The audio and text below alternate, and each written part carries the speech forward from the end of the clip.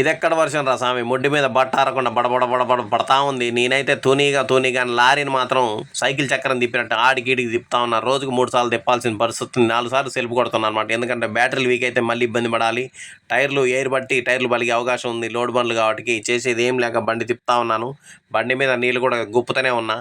నా డ్యూటీ అయితే అది, అంతవరకే నేను చేయగలుగుతాను. అంతమించి అయితే నేను చేసేది ఏం లేదు. ఇక ఏం జరిగినా ఆ పైవాడు చూసుకుంటాడు.